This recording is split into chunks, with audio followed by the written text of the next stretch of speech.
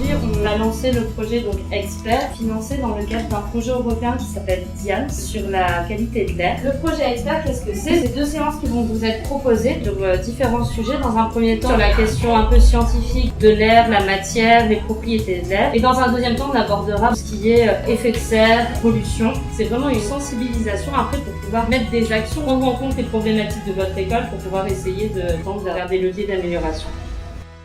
Aujourd'hui, on va travailler ensemble pour faire en sorte que vous deveniez des experts de l'air. Moi, je suis ravie d'accueillir des intervenants CPIE. Je suis ravie de travailler avec le CPIE sur ce projet. J'ai l'habitude de faire différents projets avec le CPIE et c'est toujours très efficace et très intéressant parce qu'il y a une vraie participation des élèves. Le dioxyde de carbone, c'est le C.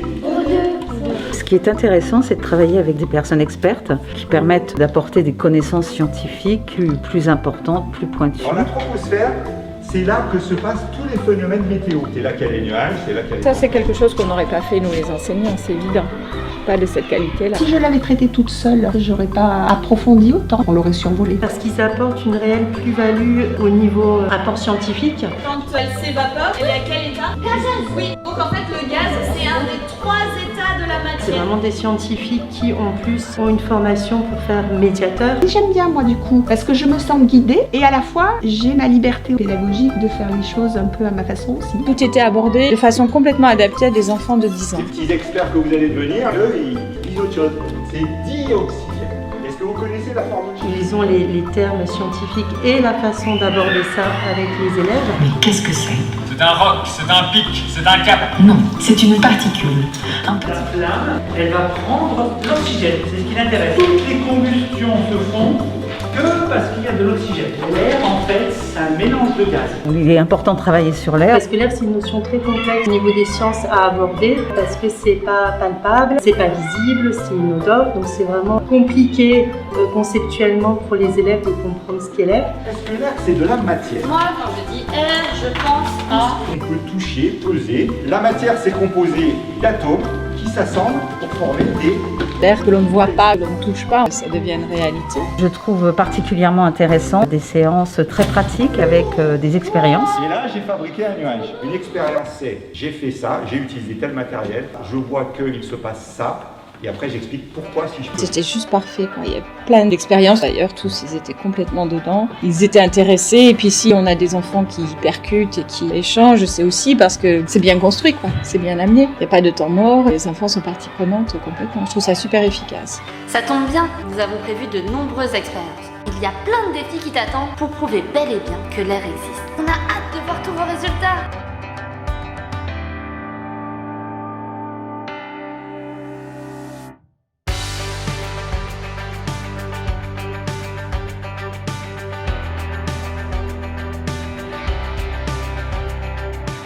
Dans le cadre de notre école, nous avons décidé de faire une école verte. De plus en plus d'inquiétude du réchauffement climatique principal. C'est le moyen de transport le plus polluant.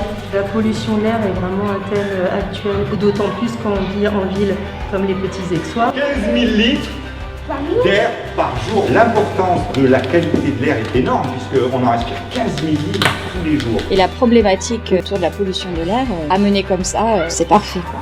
Parce qu'on pollue de plus en plus. Exactement. Les effets de serre, c'est quoi? C'est principalement... Ce petit chiffon, je l'ai accroché au pot d'échappement de ma voiture avec un élastique. C'est les particules les plus grosses qu'on capture. Quand on les respire, c'est mauvais pour notre santé. Ça les sensibilise à cette thématique et à essayer de trouver des solutions via les familles pour moins polluer. Parce qu'une fois qu'on connaît, une fois qu'on a pris conscience de ça, à un moment donné, il faut agir parce qu'on peut tous faire des choses là-dessus. Si j'ajoute l'ensemble, 1 plus 21 plus 78, je devrais avoir... Ça permet également d'appliquer des maths, des sciences et de la production d'écrits, enfin travailler dans différents domaines. Pour l'éducation citoyenne, à l'environnement. Qu'est-ce que c'est l'environnement? La pollution, c'est quoi? Les sources de pollution, un problème, une solution.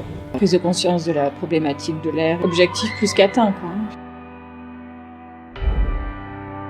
Une journée de restitution, c'est le moment où les élèves ont pu montrer, présenter aux autres camarades, aux parents et à la ville tout ce qu'ils ont pu voir et découvrir tout au long de l'année. C'est le moment pour eux de pouvoir enseigner à leur tour et de pouvoir montrer qu'ils sont devenus des véritables experts de l'air. Voilà, c'est un moment convivial qu'ils ont pu partager tous ensemble et c'était également le moment pour visionner ensemble la vidéo qui retraçait tout leur parcours tout au long de l'année. Les services de la ville étaient ravis de pouvoir découvrir le travail réalisé par les enfants.